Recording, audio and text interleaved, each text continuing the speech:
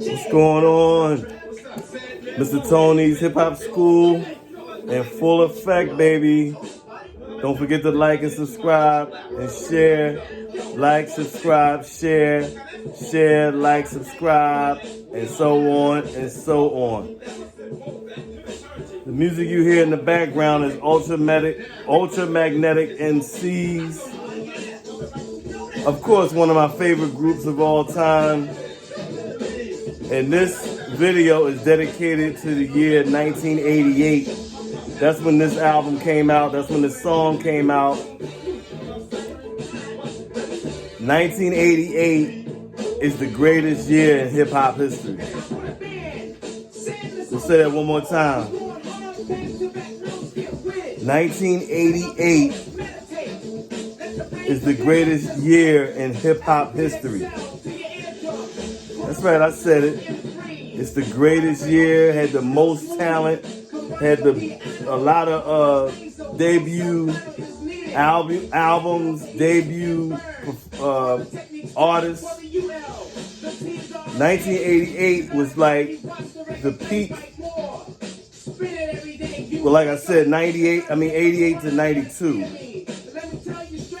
is really the peak of hip hop. The 88 was where the most talent, 88 is just full of Hall of Famers, if you want to go there. Hall of Famers.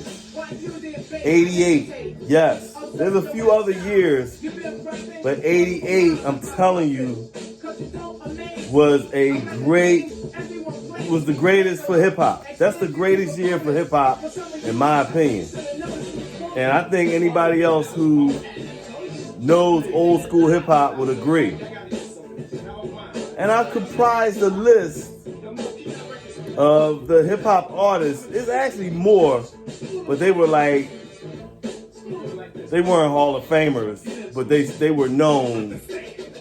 But I put a list together of a lot of the artists that came out who just started or they put an album out in 88. Just to show you, just to prove to you how great 88 was. How powerful 88 was. Are you ready? Don't forget to like and subscribe and share. I'm trying to build the channel up because I think this is very important. We got to give homage to the old school. Y'all ready for this list? We're going to start it off with Biz Markie. Biz Markie's first album came out in 1988. Going Off. I'm just going to go ahead and just name the names. Some of them I can say the album and all that. But we're going to go with the names. This came out in 1988. Ultramagnetic MCs. This was their first album. This was their first song off the album. This was played a lot in New York and Philly. DJ Jazzy Jeff and the Fresh Prince came out with their second album in 88, which was a monster. It was a great album. 1988, baby. KRS-One. I know this for a fact.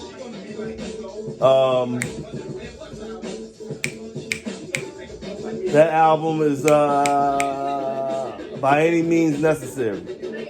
All Means Necessary. That was his second album. 1988, baby. KRS-One. The Audio 2. That was their first album. 1988. That was a monster. Of course, we already know Top Billin'. We already know. But see, me, the big hip hopper I am, I loved I could listen to the whole thing. EPMD's first album came out in 1988. I'm telling y'all, 1988 is the greatest year for hip hop. Hands down. This song that's coming on now, a lot of y'all don't know about. JVC Force came out in 1988.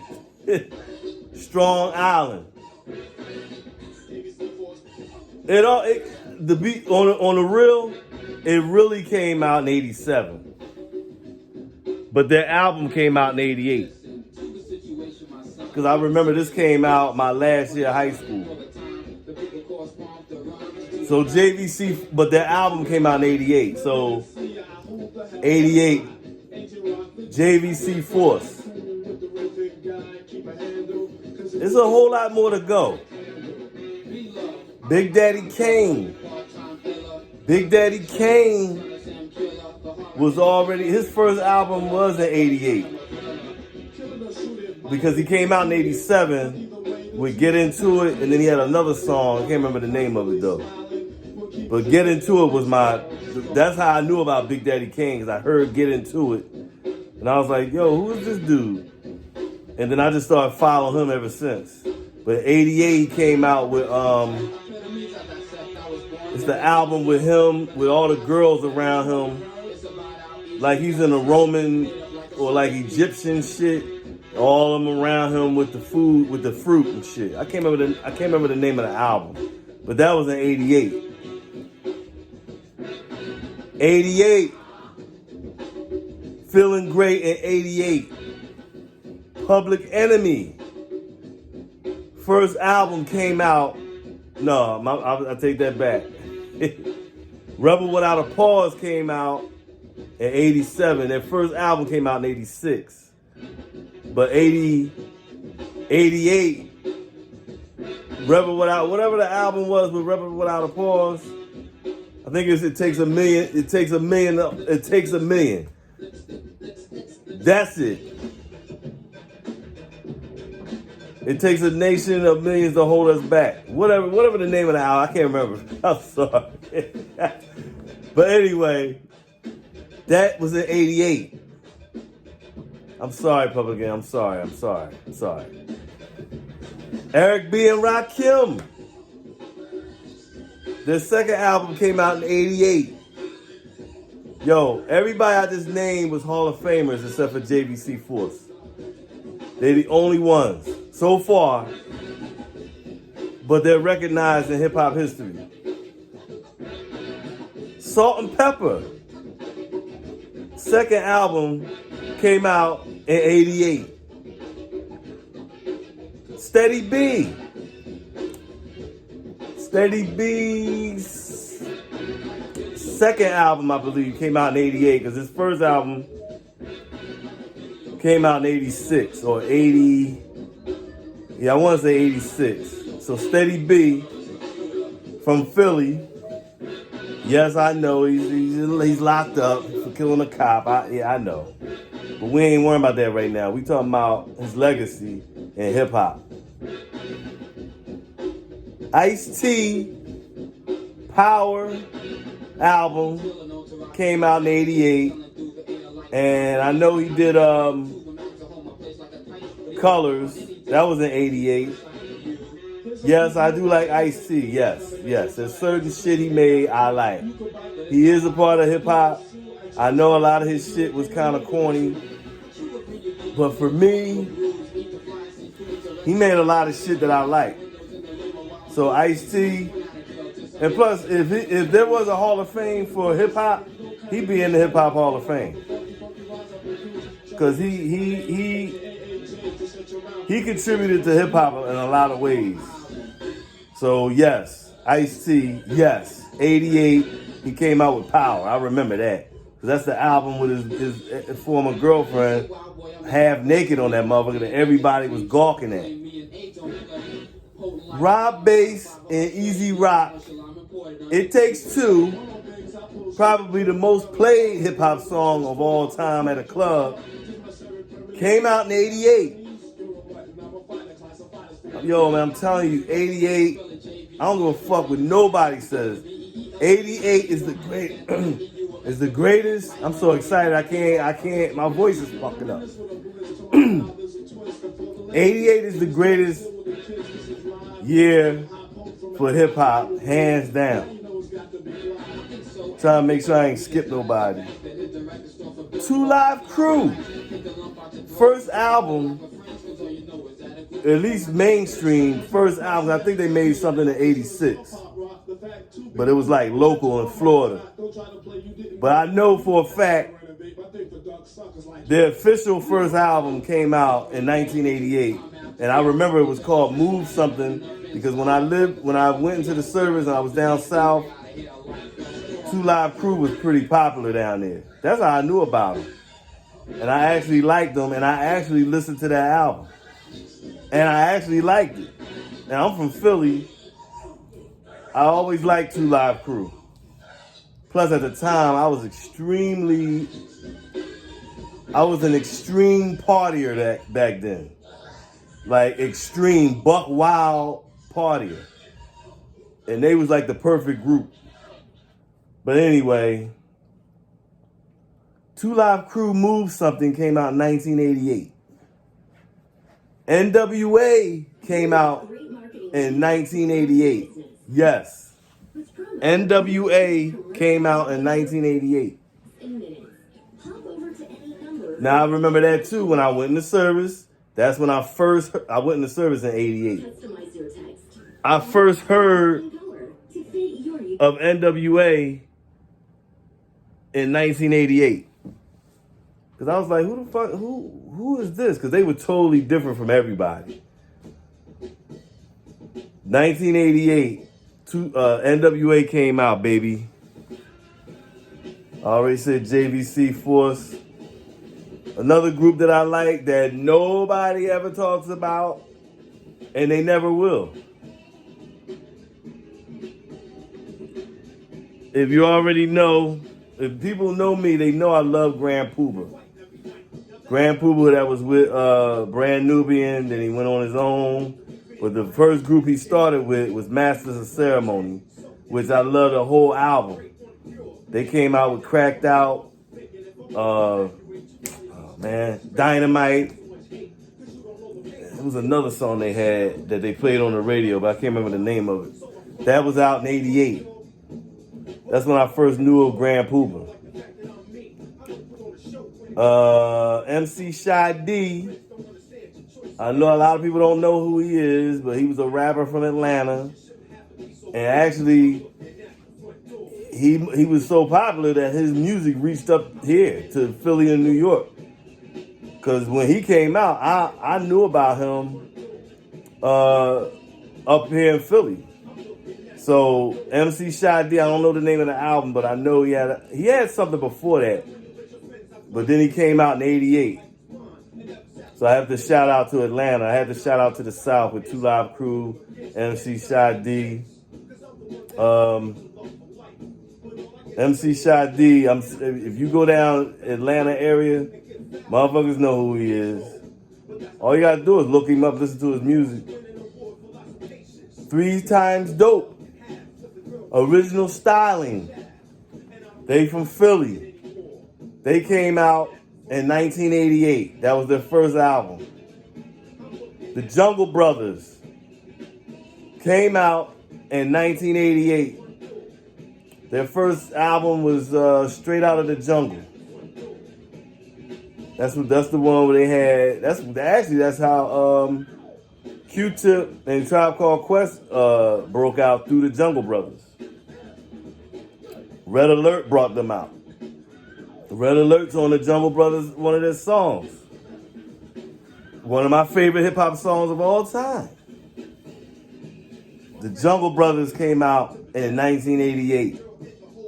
Slick Rick came out. No, I take that back. He came out in 85 with Lottie Dottie.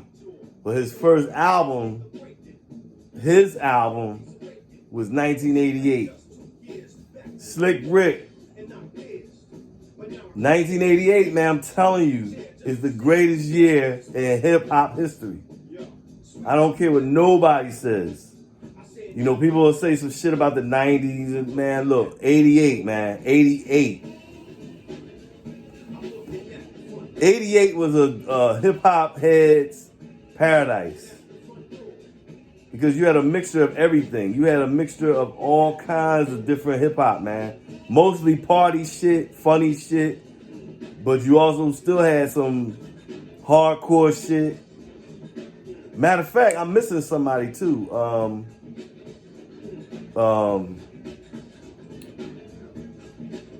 Damn, he's gonna come to me in a minute. Damn. I hate that when I see the motherfucker's face, but I can't. It's gonna come to me in a minute. MC Shan. His second or third album came out in 88. I want to say it may have been his second album, but I might be wrong. But he came out in 88. Kid and Play came out in 1988. Kid and Play, baby. MC Hammer. Yes, I said it. MC Hammer. Yes, I liked MC Hammer for his dancing and a few of his songs. Yes, we know he's a little corny. But one thing about MC Hammer, first of all, he took motherfuckers from the hood and and gave them jobs, and because all the motherfuckers you used to see on the stage was motherfuckers that he took off the street. So I always liked the fact that he did that.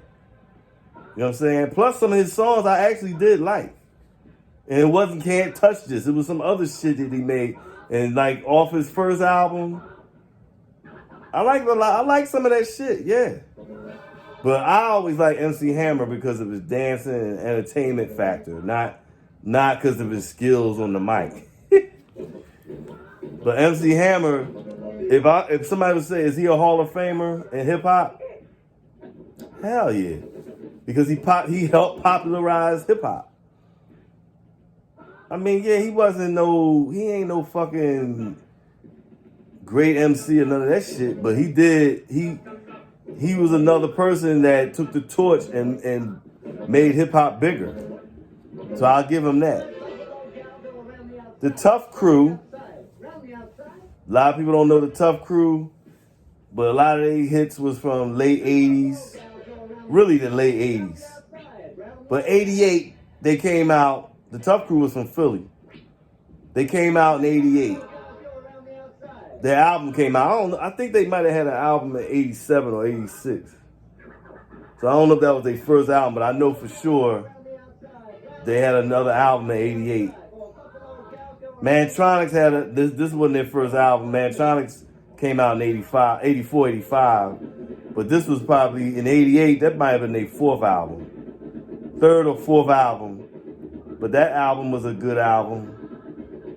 I can't remember the hit that was on it, but I can't remember the hits that was on it. But one of my favorite songs that they ever made was a slow song called Dear Tracy. And it's funny, around that time, I had a girlfriend named Tracy. So that's probably why I gravitated to the song, because of that. But I liked it. I actually liked it. Oh, I forgot. This is Buffalo Girls by Malcolm McLaren. This was out probably like 84, 83, 84. This was like breakdancing era. That's my woman hip hop. I forgot to say hi and my fault. Let's get back to this Chubb Rock. Chubb Rock came out in 88.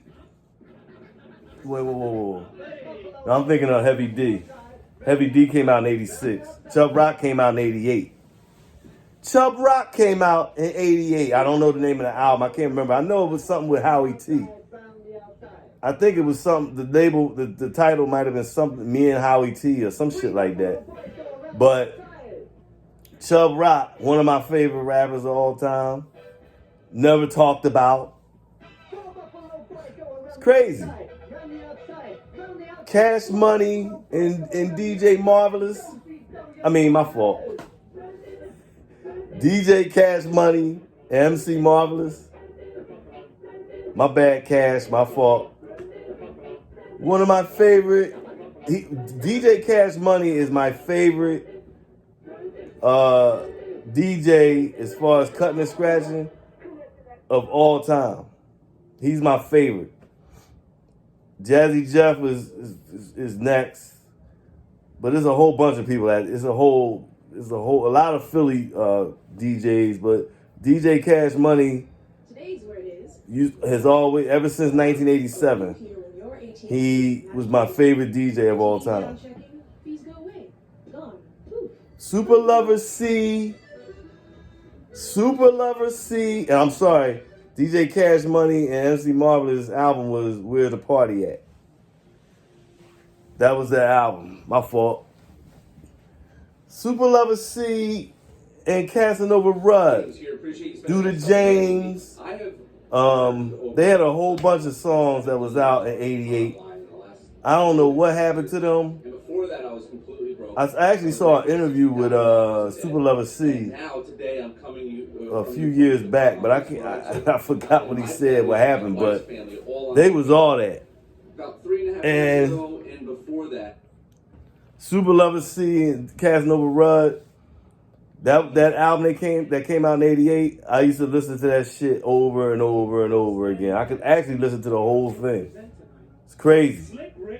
Super Lover C and Casanova Rudd, their album may have had 12 songs. About 7 of those, no, I take that back. My fault. That album may have had 10 songs, and I know 6 or 7 of the songs was played on the radio. If you don't know who they are, look up Super Lover C, C-E-E, Casanova Rudd, and go ahead and listen to their music. Pure hip hop. They was out in 1988, baby. Ghetto Boys. I don't know if their first album or it might have been their second album. Came out in 1988, baby. The Ghetto Boys, representing Texas, Houston, that is. The Ghetto Boys. One of the greatest Midwestern hip-hop groups of all time, and definitely in the Hip-Hop Hall of Fame in my book. So there you have it. 1988. Hold on, let me sit up for this. Let me get close. 1988 is the greatest year for hip-hop ever. You've heard it from Mr. Tony. Mr. Tony's Hip Hop School. Don't forget to like and subscribe and share. Want to get the channel to blow up. Wanted to get bigger and put more. I'm just waiting for a few things to come, so I have a more professional looking platform, and I can actually play the music on the channel while I talk. Not like this, but you know, like I can actually go to music that I'm talking about, you know what I mean, like a lot quicker. But please like, subscribe, share. Thank you for the ones that have subscribed. I appreciate it. Don't forget, let anybody that's into hip hop, that don't know about old school hip hop, that love old school hip hop, let them know. And let me know what you think. And let me know what you think about your greatest era or year in hip hop. Let me know in the comments. Mr. Tony's Hip Hop School, out.